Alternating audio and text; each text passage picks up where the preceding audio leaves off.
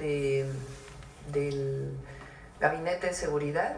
Ahí podemos informar todo lo relacionado con Sinaloa y con otros estados de la República, otras entidades de la República.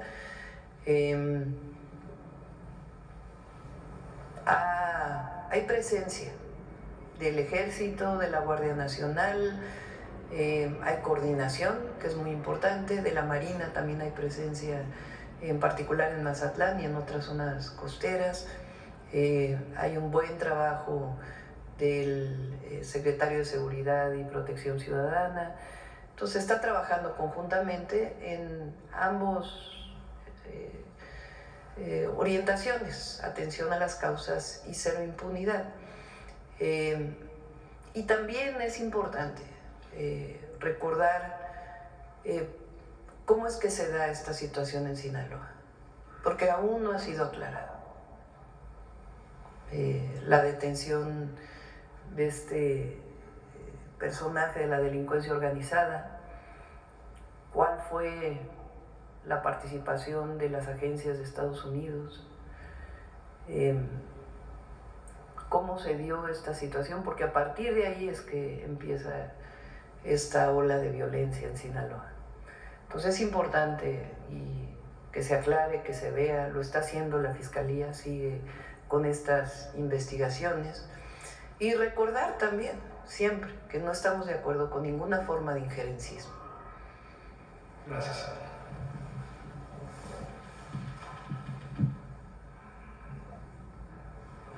Que sí colaboración, pero no subordinación. Buenos días y fríos días. Que por cierto, antes, perdóname, por la nota que salió en el New York Times ayer, sale una nota que es importante señalar, en donde presuntamente dos reporteras entran a un laboratorio de fentanilo. Hoy lo comentábamos en el Gabinete de Seguridad. También lo vamos a presentar aquí, cómo es que se hace la producción de fentanilo, porque no son las fotografías que se muestran ahí. Es muy distinto, aunque sea una droga que hay que combatir, y se han hecho muchas incautaciones de laboratorios de metanfetamina también. Permanentemente, todos los días hay destrucción de laboratorios de metanfetamina, pero una cosa es la producción de metanfetamina y otra muy distinta es la de fentanilo, y también ambos consumos tienen un efecto en la salud muy dañino, pero particularmente el fentanilo tiene mayores daños. Entonces, no es muy creíble, vamos a ponerlo así. No así. El fentanilo se produce de otras maneras, que ya la Secretaría de Marina o el propio, ¿cómo se llama? La Autoridad Regulatoria de Medicamentos, COFEPRIS, puede informar cuáles son los métodos de producción. Pero no es creíble las fotografías que se presentan ahí, incluso por el daño a la salud que podría causar para quien está cocinando, como se dice, estas drogas. Pues solamente decir que no es muy creíble, y ya es, bueno, ya viene de antes este tema del New York Times con relación a la producción de droga en México. Aquí con el presidente López Obrador se presentaron algunas cosas, y ya hubo otro reportaje vinculado con, según esto, la cooptación de estudiantes de química para la fabricación de drogas muy potentes, y ahora el que se presenta el día de ayer. Entonces, no es muy creíble este reportaje por cómo se está presentando, y lo vamos a demostrar científicamente. ¿Perdón? ¿Sería bien que la verificación a Kim Golden para que aclarara la información que hizo en contra de... Bueno, sí, desde entonces, pero también, pues, a que sean serios con la información que están dando. Todos los medios tienen esa responsabilidad. y particularmente pues sobre temas tan delicados como el que se está presentando. Entonces, como lo hemos dicho, nosotros estamos haciendo nuestro trabajo y lo vamos a seguir haciendo, y la estrategia de seguridad va a dar resultados.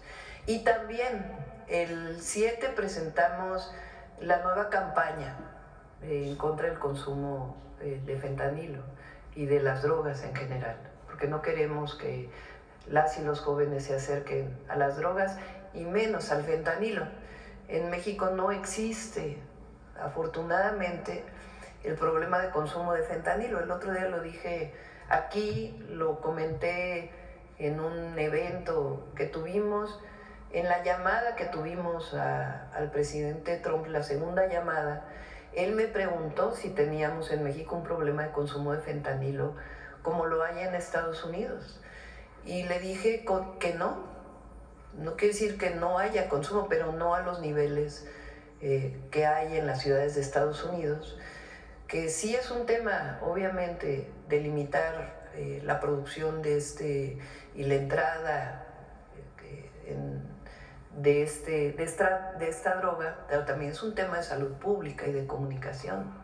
Entonces lo que le dije es que en México hay valores en las familias y nos protegemos, y así hay que seguirlos impulsando. Y al mismo tiempo la campaña que se hizo lo retomó de manera tan importante que él va a hacer una campaña. Lo dije aquí cuando estuvo Juan Ramón de la Fuente en la pasada mañanera, que lo retoma también para hacer una campaña en los Estados Unidos, que nos parece muy bien. Y tenemos que colaborar hasta por razones humanitarias para evitar que esta pandemia de consumo de fentanilo en los Estados Unidos continúe. Abocarnos a que no haya esto en México y a evitar que continúe en Estados Unidos, siempre con respeto a nuestras soberanías, pero colaborando en todos los temas que tienen que ver con la inseguridad. Y la otra muy importante que hemos mencionado aquí también, ¿qué pasa cuando la droga entra a Estados Unidos? O sea, ¿cómo se vende el fentanilo en Estados Unidos, en las ciudades de Estados Unidos? ¿O allá no hay ilegalidades en la venta? Pues, ¿quién lo vende allá en las ciudades? ¿Quién lo distribuye? ¿A dónde va el dinero de la venta de la droga en Estados Unidos? Entonces, así como nosotros nos estamos ocupando del tema en nuestro país, también tiene que haber por parte de los Estados Unidos. Y la colaboración en el marco de respeto que siempre tiene que darse. Entonces, sí es importante llamar la atención sobre este reportaje el día de hoy. También a todos los países, evidentemente. También se hizo un llamado en su momento a China y otros países asiáticos, porque muchos de los componentes del fentanilo, de los precursores, se fabrican allá. Entonces tiene que haber control de la fabricación de esos precursores y también pues del envío a otros sitios del mundo. Buenos días, Presidenta. Cambiando de tema radicalmente, este año se cumplieron 30 años del levantamiento armado del Ejército Zapatista de Liberación Nacional. Mañana celebran un año más con una serie de seminarios y foros en Chiapas que ya iniciaron días atrás. Entre otras quejas, se hizo hincapié en la contradicción de un estado militarizado como Chiapas, mientras aumentan la violencia y la inseguridad del crimen organizado, y también el intento de dividir al movimiento con programas como Sembrando Vida, al que los zapatistas se refieren como Sembrando Muerte. Conocimos la posición de Zedillo, genocida, la posición racista de Fox, la narcomilitarización de Calderón, el desprecio de Peña, también el silencio y la distancia de Andrés Manuel. Presidenta, ¿cuál es la posición de esta administración ante el EZLN? Pues de respeto, pero también de defensa de nuestro proyecto. México es un país democrático, y si ellos, durante muchos años, nosotros desde la universidad salimos a las calles para defender la paz en Chiapas. Y ellos tomaron la decisión de ser críticos ante nuestro movimiento, lo cual lo respetamos. Y no creo que debamos entrar en un debate con ellos. Nos quedamos con el respeto a su movimiento, pero también en la defensa de lo que estamos haciendo en Chiapas y en todo el país. Lo que buscamos nosotros es el bienestar, la paz y la justicia. Ese es nuestro sustento, esos son nuestros principios, esas son nuestras causas. Siempre lo hemos hecho y ahora más desde la Presidencia de la República lo vamos a seguir haciendo. Siguiendo con el tema de algunos grupos hostiles, ¿cuál es su opinión, Presidenta, sobre el documento que hoy se publicó en un diario de circulación nacional y que también circuló en la bancada de Morena en el Senado de la República, que alerta, y cito el documento, sobre distintos grupos alentados por la narrativa de la oposición que podrían realizar movimientos sociales que recriminen la existencia de elementos militares extranjeros dentro del territorio, pudiendo suscitarse revueltas o levantamientos armados en ciertos territorios? Fin de la cita. Esto, desde luego, en relación con la amenaza de Trump de declarar terroristas a los narcos. ¿Conocía estas posiciones alarmistas de Morena en el Senado de la República? No sé quién hizo el documento, no lo conozco.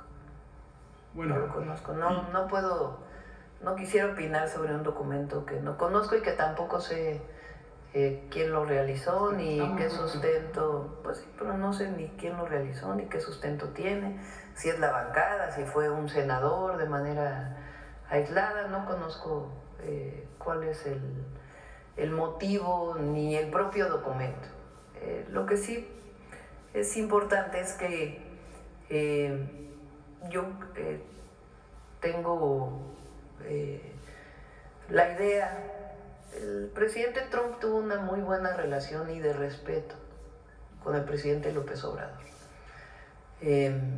Y yo por eso confío en que vamos a tener una buena relación de respeto, de coordinación, no de subordinación. Él fue respetuoso en su momento con México y eso es lo que nos da, y las 2 llamadas de teléfono que hemos tenido con él nos abre pues una perspectiva de que va a haber una buena relación. Puede haber no coincidencias y además nosotros siempre vamos a defender a los mexicanos y las mexicanas en Estados Unidos, siempre.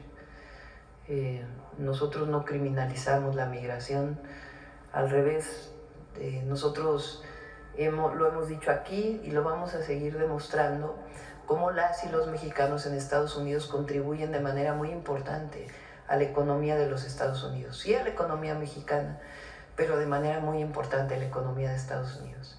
Y si los mexicanos no estuvieran en Estados Unidos, pues no habría comida sobre las mesas de los estadounidenses, las y los estadounidenses. Entonces, nuestra defensa siempre a las y los mexicanos, en cualquier lugar donde estén, y particularmente en Estados Unidos, pero creemos que va a haber una buena relación de coordinación con el presidente Trump. Y nos sustentamos, repito, en la buena relación que hubo con el presidente López Obrador.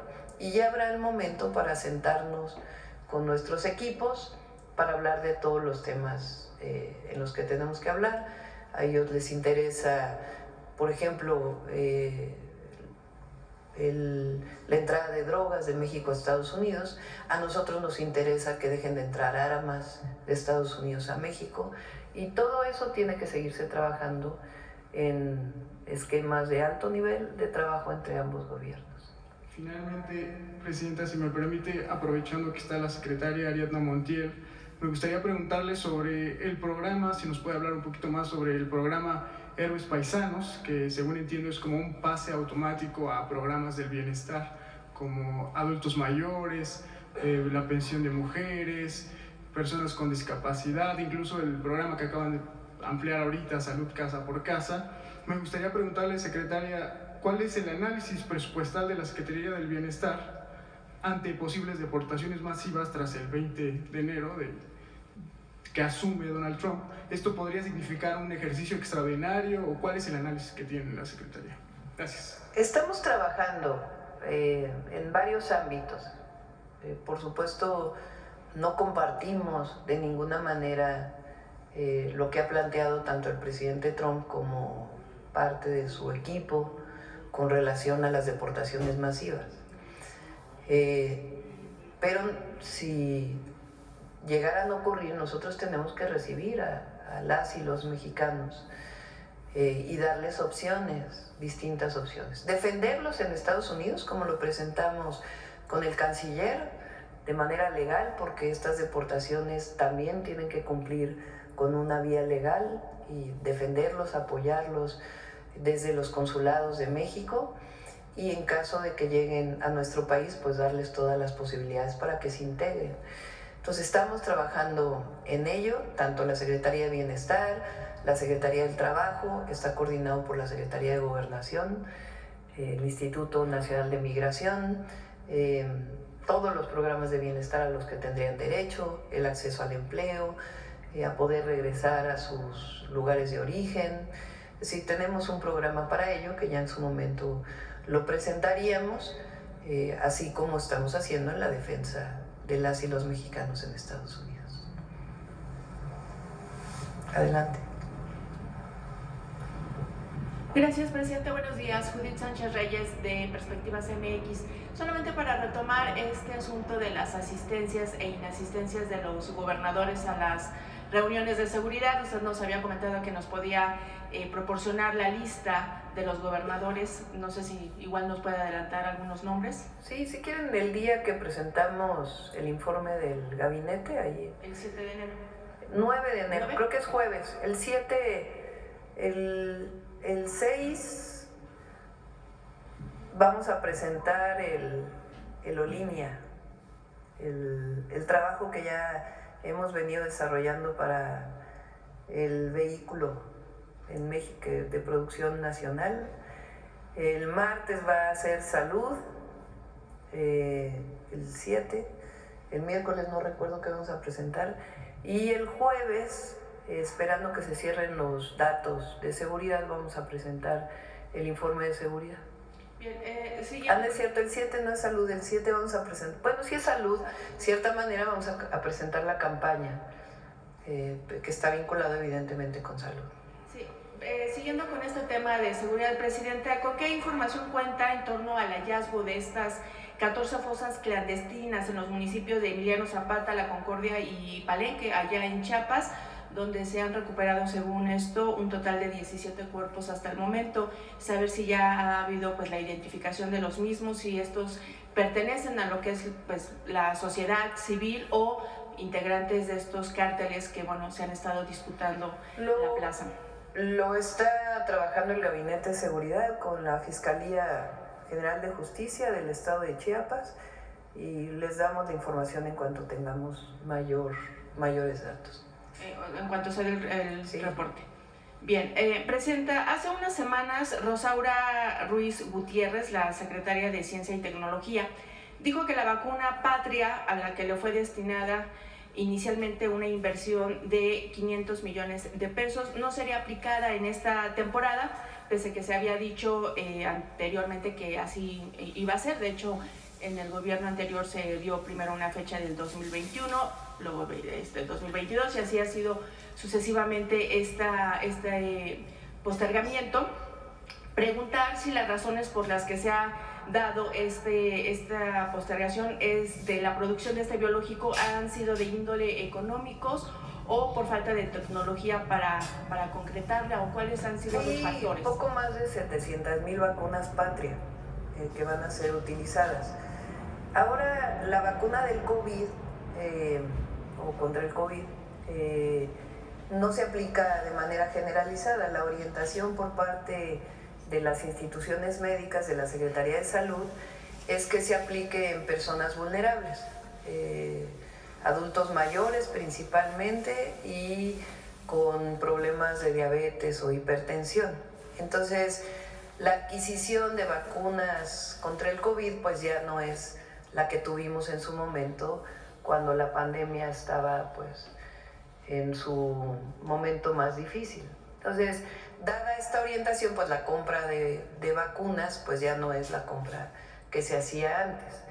Entonces, había algunos contratos con algunas vacunas, y en el caso de la vacuna Patria, si mal no recuerdo, son alrededor de 700,000 vacunas que se van a utilizar.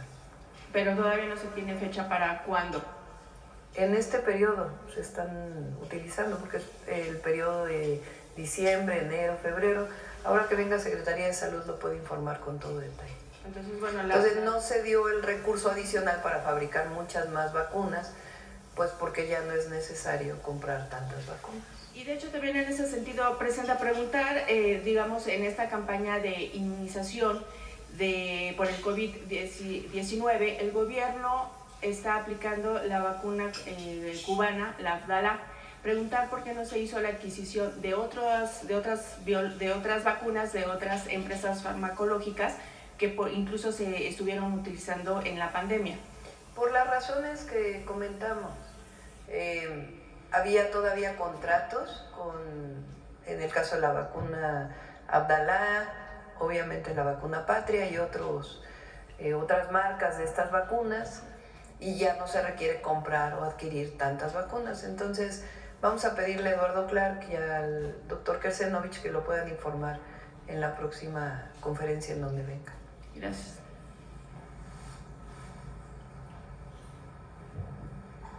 Buenos días, Presidenta. Yereda Arciniega, de Revista Fortuna. En semanas pasadas, la Secretaría del Bienestar mencionó que en estas encuestas de salud casa por casa se habían encontrado fenómenos de abandono a los adultos mayores.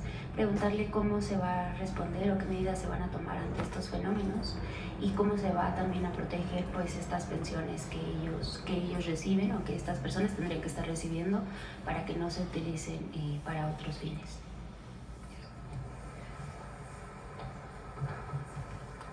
Gracias. Las personas que viven solas no necesariamente están en postración. Hay un universo que viven solas y que se pueden mover, van al banco, retiran sus apoyos, y eso nos permite estar con la tranquilidad de que su pensión les llega y la utilizan para su bienestar. Quienes están solos en una condición de postración, es justo la tarea que estamos realizando para saber quién y tener un plan específico de visitas de los médicos y las enfermeras, y también apoyo nuestro de los servidores de la nación. Y en general la comunidad, también hay que decirlo, es que México es un país muy grande porque tenemos un apego familiar importante y también un ánimo comunitario que permite a muchas personas pues sostenerse porque la comunidad los apoya, pero nosotros estamos justo para esta labor y la idea es estarlos visitando, estarlos apoyándolas y que sus programas les lleguen.